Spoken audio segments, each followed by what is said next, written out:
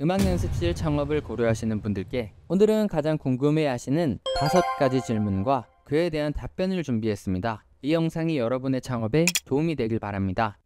첫 번째, 창업 비용과 수익 구조는 음악연습실 창업에 얼마나 비용이 들며 수익은 얼마나 날까요? 이 질문이 아마도 가장 많이 받는 질문일 겁니다. 대략적으로 들인 비용의 24분의 1을 한 달에 번다고 생각하시면 됩니다. 예를 들어 초기 투자 비용이 2,400만 원이라면 한 달 수익은 약 100만 원 정도 예상할 수 있습니다. 인테리어의 디테일이나 변수에 따라 24개월에서 30개월까지 회수 기간이 늘어날 수 있습니다. 또한 사무실을 빌리기 위한 부동산에 지불하는 복비, 건물주와 계약할 때 쓰는 보증금, 음악 연습실이 자리를 잡기까지의 임대료, 시간제 연습실의 경우 악기 및 데스크탑 등 장비의 비용, 그리 크진 않지만 초기 홍보 비용 등의 비용이 인테리어비 이외에 추가로 들어갑니다. 두 번째, 관리의 난이도는 음악 연습실 관리가 어렵지 않나요? 시간제 미디방을 운영하지 않는다면 관리가 그다지 어렵지 않습니다. 물론 어느 일에나 벽에 부딪힐 때가 있기 마련입니다. 특수한 경우 시공업자의 도움을 받으시면 됩니다. 관리 주기는 일주일에 2번에서 3번, 1시간 정도의 관리 시간이 필요합니다. 관리에 필요한 비용은 임대료, 전기, 수도, 인터넷 요금, 청소 및 유지 보수 비용이 있습니다. 직원을 두지 않는다면 직원에게 주는 월급은 없습니다만 아주 바쁘시거나 신경 쓰고 싶지 않으시다면 관리를 도와주는 매니저를 두시게 됩니다. 사용자분들 중 월세 계약에 혜택을 주고 계약을 하거나 따로 월급을 챙겨주며 고용한다면 관리비에 월급이 포함되겠습니다. 셋째, 요즘 음악연습실 전망은? 요즘에도 음악연습실이 전망이 있나요?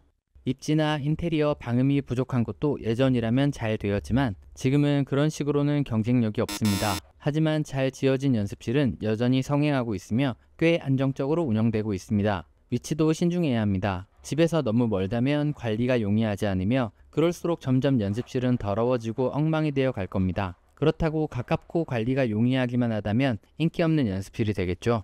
네 번째, 최고의 가성비로 연습실을 지었을 때 비용과 수익은?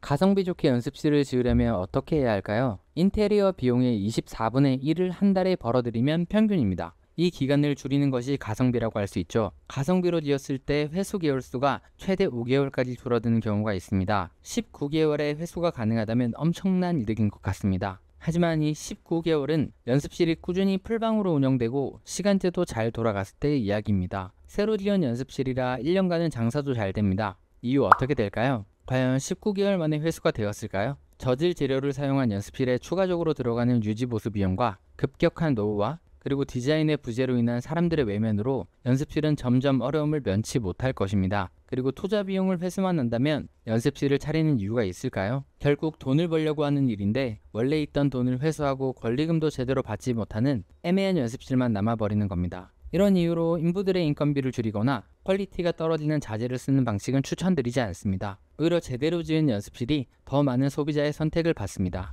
다섯째, 가성비로 연습실을 지었을 때 부족한 부분은 무엇인가요? 가성비로 연습실을 지으면 어느 부분이 부족한가요? 가성비 연습실에서 포기하셔야 할 부분은 첫 번째, 마감재와 사용된 자재의 퀄리티입니다. 비싸고 좋은 자재는 이유가 있습니다. 유지 보수적인 측면의 내구도나 완공된 후의 마감재의 빛깔이나 본세 등 차이가 나게 마련입니다. 두 번째, 노이즈 리덕션의 부족함. 특정 주파수 대역에서 방음방이 외부 소음을 얼마나 효과적으로 차단하는지를 나타내는 지표입니다. 기본적으로 방음의 체급을 높이는 데 재료가 많이 들어갑니다. 당연히 재료값과 시공비가 더 들겠죠. 두리뭉실한 방음의 지표로 인해 드럼 소리도 잘 잡힙니다라고 하는 시공업자들은 실제로 완공된 후 절대 책임을 져주지 않습니다. 세 번째, 스피치 트랜스미션 인덱스와 리버브레이션 타임의 부재. STI는 음성의 명료도로서 0부터 1까지의 번호로 나타냅니다. 1에 가까울수록 명료도가 뛰어납니다. RT60은 실내에서 발생한 에너지가 100만 분의 1로 줄어들 때까지를 나타내는 시간이며 소리가 원래 음압의 60dB 감소하는 데 걸리는 시간을 측정한 것으로 짧을수록 음향 명료도가 높습니다. 잔향 시간이라고 할 수 있습니다.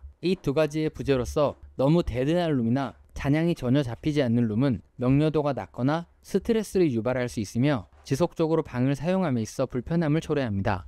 오늘은 음악연습실 창업에 대해 5가지 주요 질문과 답변을 다뤄봤습니다. 여러분의 창업에 도움이 되었길 바라며 궁금한 점이 있다면 댓글로 남겨주세요. 구독과 좋아요도 부탁드립니다.